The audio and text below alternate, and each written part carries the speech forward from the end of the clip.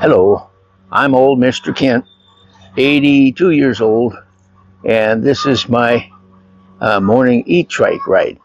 I thought some of you probably don't know where I live, and so I thought, well, I'll start out where I live.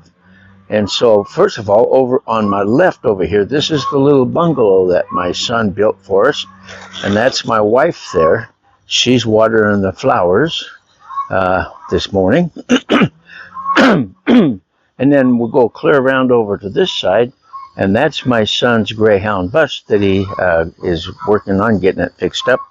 It was converted a long time ago, and he's replacing the generator, which sits where the spare tire used to be. But since it doesn't carry people, you can put the spare tire back in the luggage compartment. And then straight ahead is a 69 Chevy pickup that he has restored. Now let's move a little further up here, and over on the right is the chickens and goats, and my wife spends a lot of time taking care of the chickens and goats. And straight ahead up here is my son's house, and then as we come around, there's the Gunny built garage, and then there's the addition that he put on it for my wife and I. So I just thought I'd point that out to you, because a lot of people don't know where I live. Now we'll get started on our E-Trike ride, okay? Excuse me.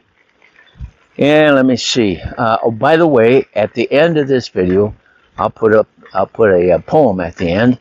Don't worry, it's not a mushy poem. It's kind of a joke. And if you can hear that wheel clicking back there, it's not the wheel. The clicking is coming from the differential in the middle of the bike.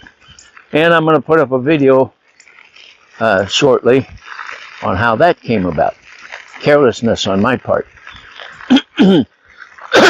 Pardon me. I get something in my throat. And so, all right. And there's the dogs. Dogs are my friends. They like to see me coming. Anyway, all right. Let's see. I go back in time.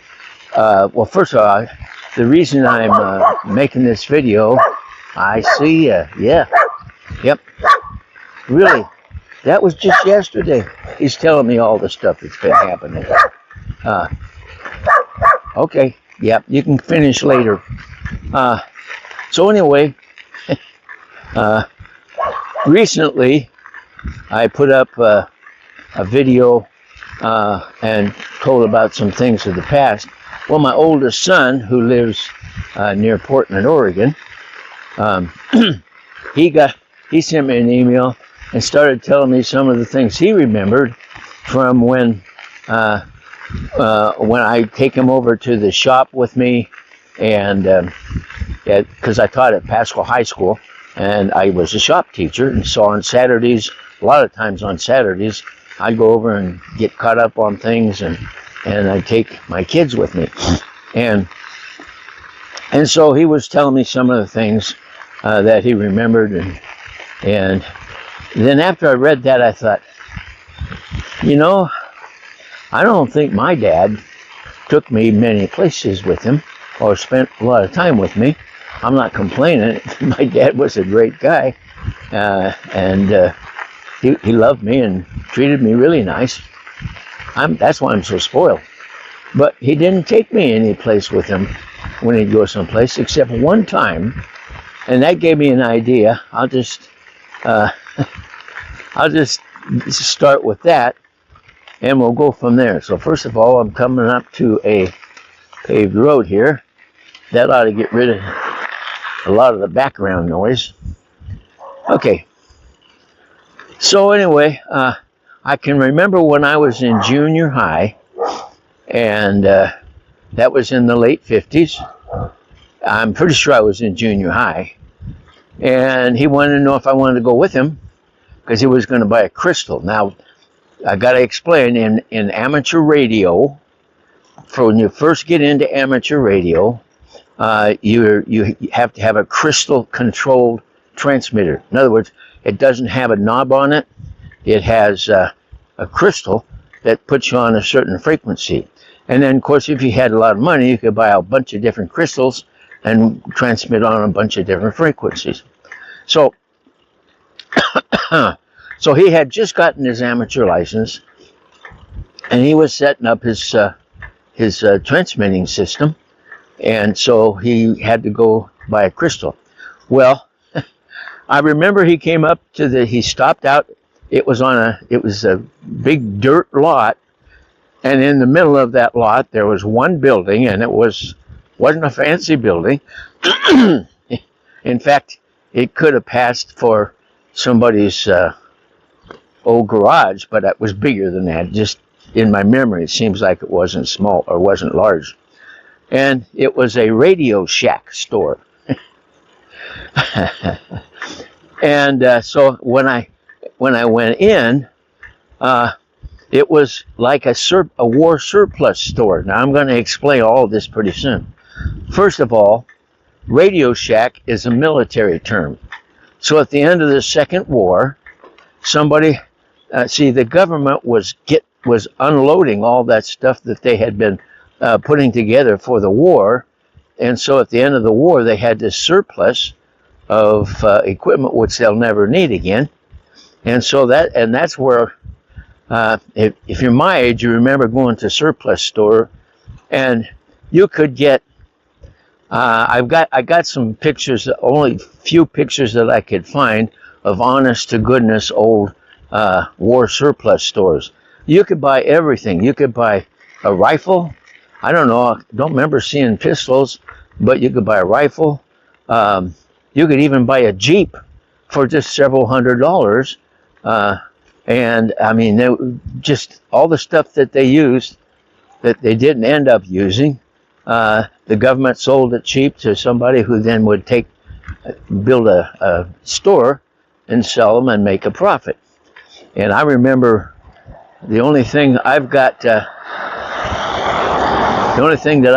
remember that by, and I gave it to my youngest son, and he's still got them somewhere, was a prism. And a prism, it was like maybe not quite a foot long. It was a triangular shaped piece of glass, and about like so, triangle. And what it was part of the window system in a tank, because if you just had a regular window, the enemy could shoot into the window and kill the driver. So they had a reflection system where they used two prisms, and then if the guy shot, he could hit the prism and ruin it, but he couldn't shoot into the tank. So anyway, yes, good morning. Really? Okay. I hadn't heard about that. Yep. That's news. Okay, so this is my E-Trike route that I take every morning. And so you could just buy anything. I mean, there's all kinds of stuff. Whatever was military. Okay, so I got a few pictures and I'll just put them up.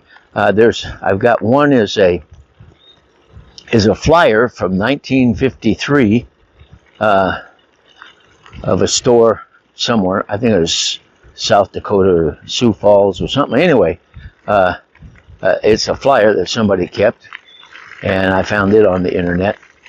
And so there was all this stuff you could buy. All right, now let's get back to my dad. So we go into this store. It's out in the middle of nowhere, and in this vacant lot. And he buys a couple of crystals, I think. But that's how Radio Shack got started. Was at the end of the war, they started selling more surplus electronics gear. In fact, the transmitter, I got a picture of my transmitter. My first transmitter, when I started out in amateur radio, was actually the 40-meter transmitter out of a B-17. And I forget that they call them Arc 5 or something like that. But anyway, it was actually war surplus stuff, and that was way back. Well, anyway, so Radio Shack then got its start as a military war surplus store. Now, what was I going to say next? Keep forgetting what I was going to say. So, yeah, this is embarrassing because I lose my train of thought. Of course, I'm always bouncing off on little rabbit trails, so it's my own fault. So anyway, that's where Radio Shack came from. Of course, I don't think there are Radio Shack stores around anymore. I know the one when we were in Spokane, the one that they had there closed up. But and Radio Shack, at first sold all that kind of stuff, and then they switched over to selling the average consumer's desires for things. So, so anyway, that's my story about war surplus stuff. And you could buy all kinds of things. And like I said, the only thing I remember was the prisms. And my son still has one of them. I can't think of anything else I brought home from war surplus, but I know there was a whole lot more. So that's the story of Radio Shack and my experience of going places with my dad. As I remember, that's the only place we ever went, or that I can remember, that we ever went somewhere. Now, I got to throw in, he was working at United Airlines when I was like in high school, and he worked in the electronics shop where they worked on the radios and stuff for the planes. And I don't know if you know what a link trainer is. I'll see if I can find a picture of one. That's what they used to make sure pilots could fly by instruments. And it was mechanical instead of electronic. But there was his room. He took me in a room. He was working on maybe changing tubes in the console that goes with it, because there's a guy sitting at the console who sets up the conditions. So then he said, he put me in there and put the lid down, showed me the instruments, and you got a horizontal and a vertical meter, and you got to keep those two lined up, and then you'd be right on the beam to come into the airport. It's like an instrument landing system, and that was the old system that they used. So he said, okay, we're at 1,000 feet. We're going to come in for the land. So he starts it, and that the link trainer actually turned and everything when you try to, when you move the stick.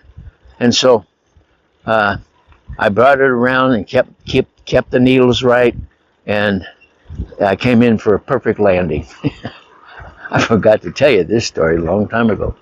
And so then he said, all right, let's try another one.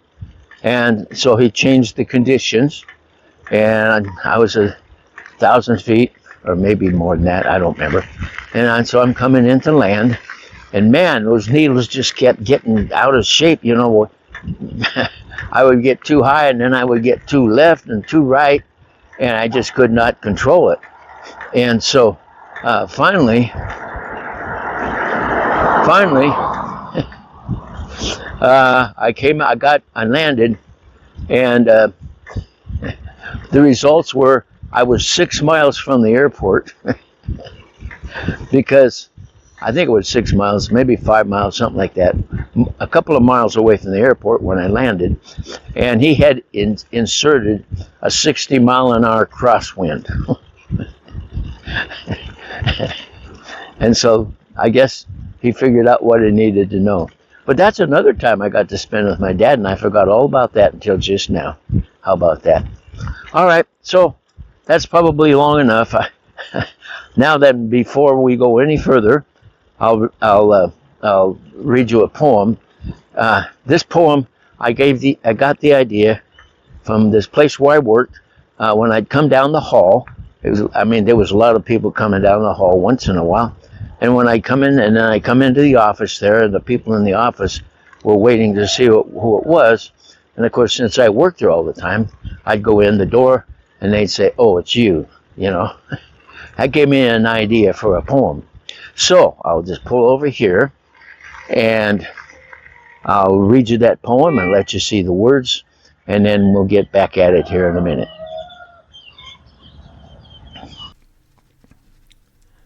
Oh, it's you. They tell me there's a story of the day that I was born. It's related to the reason that I now feel so forlorn. Just a brand new baby boy, all bundled up in blue. When my parents first looked at me, they both said, "Oh, it's you." All my life I have had this problem.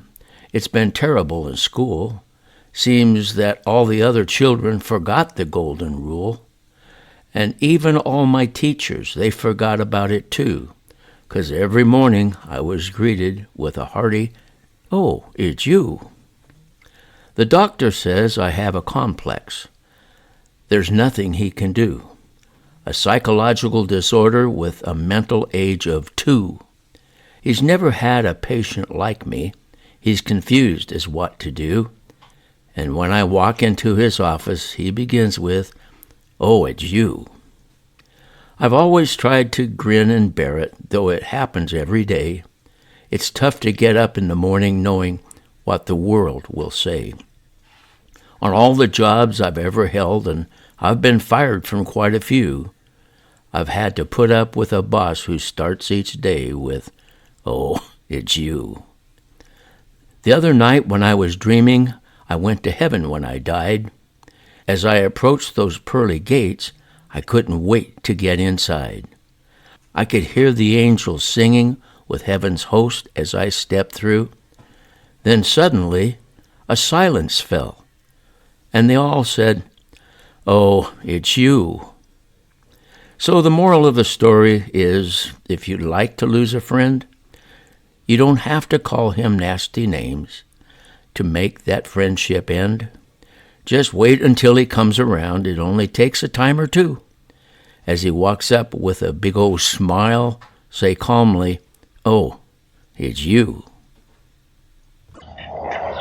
Okay. So anyway, that's my corny poem. Now, I think in the next poem, I'm going to read you a real mushy love song, love poem. Okay? So I just, yeah, that's a new one. I don't know him. Never heard of him before. Anyway, so it's time for me to give it up here, and I want to thank you for watching my video, and God bless.